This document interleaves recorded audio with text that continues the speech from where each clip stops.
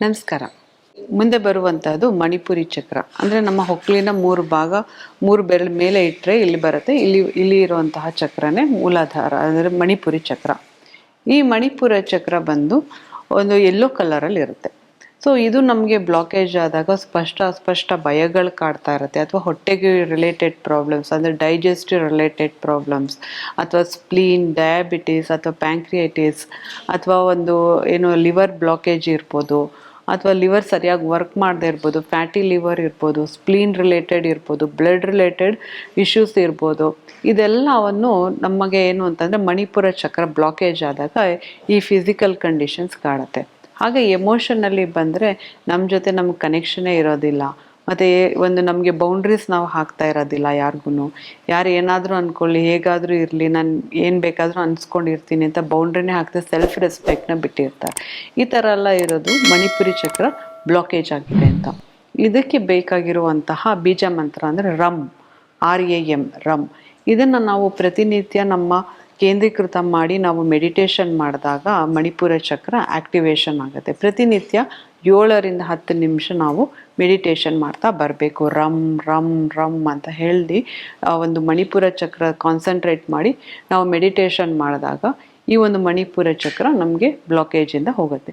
ಈ ಒಂದು ಮೆಡಿಟೇಷನ್ ನಾವು ಏನಿಲ್ಲ ಅಂದ್ರೂ 21 ದಿನ ಅಥವಾ 48 ದಿನ ಕಂಟಿನ್ಯೂಸ್ ಆಗಿ ಅಟ್ ಪರ್ಟಿಕ್ಯುಲರ್ ಟೈಮ್ ನಾವು ಮಾಡ್ತಾ ಹೋಗಬೇಕು.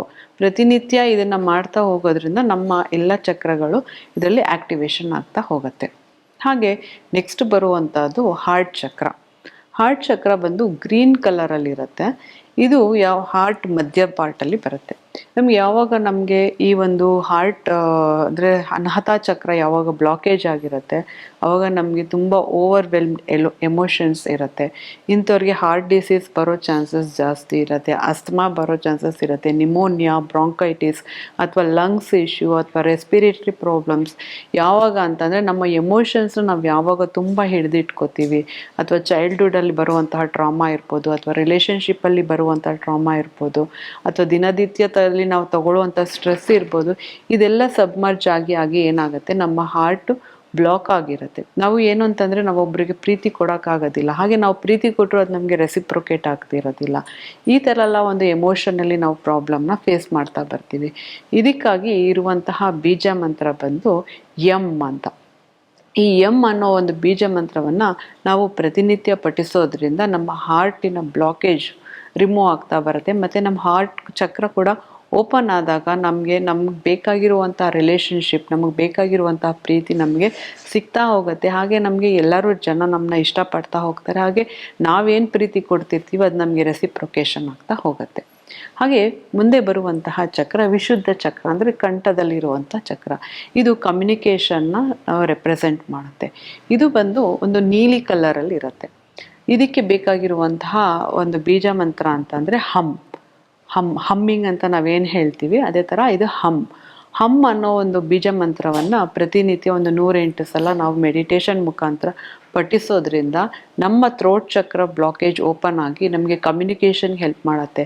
ಕೆಲವೊಬ್ಬರಿಗೆ ನಿಜ ಹೇಳೋ ಶಕ್ತಿ ಇರೋದಿಲ್ಲ, ಅಂಥದ್ರಲ್ಲಿ ಈ ಒಂದು ಥ್ರೋಟ್ ಚಕ್ರ ಓಪನ್ ಆದಾಗ ಅಥವಾ ಬ್ಲಾಕೇಜ್ ಓಪನ್ ಆದಾಗ ನಾವು ನಿಜವಾಗ್ಲೂ ಒಂದು ಯಾವುದೇ ಭಯ ಇಲ್ಲದೇ ನಾವು ಹೇಳೋಕ್ಕೆ ಸ್ಟಾರ್ಟ್ ಮಾಡ್ತೀವಿ, ಕಮ್ಯುನಿಕೇಷನ್ ಸ್ಟಾರ್ಟ್ ಮಾಡ್ತೀವಿ. ಮತ್ತು ಇದು ಏನು ಅಂತಂದರೆ ಏನಾದ್ರು ನಮಗೆ ಥೈರಾಯ್ಡ್ ಇಶ್ಯೂಸ್ ಇದ್ದರೆ, ಅಥವಾ ಒಂದು ಏನು ಅಂತಂದರೆ ಗಂಟ್ಲಿಗೆ ಸಂಬಂಧಪಟ್ಟಿದ ಹಾರ್ಮೋನ್ಸ್ ಇರ್ಬೋದು. ಯಾಕಂದರೆ ನಮಗಿಲ್ಲಿ ಥೈರಾಯ್ಡ್ ಗ್ಲ್ಯಾಂಡ್ ಇರುತ್ತೆ.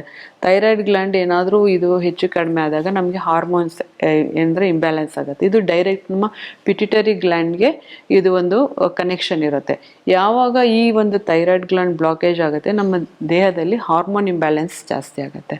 ಅದಕ್ಕೋಸ್ಕರ ಈ ಒಂದು ಬ್ಲೂ ಕಲರನ್ನು ಇಲ್ಲಿ ನೆನೆಸ್ಕೊಂಡು ನಾವು ಕಾನ್ಸಂಟ್ರೇಟ್ ಮಾಡಿ ಮೆಡಿಟೇಷನ್ ಮಾಡಿ ಹಮ್ ಅಂತ ನಾವು 108 ಸಲ ಪಠಿಸೋದ್ರಿಂದ ನಮ್ಮ ಈ ಒಂದು ಬ್ಲಾಕೇಜು ಕೂಡ ರಿಮೂವ್ ಆಗ್ತಾ ಹೋಗುತ್ತೆ.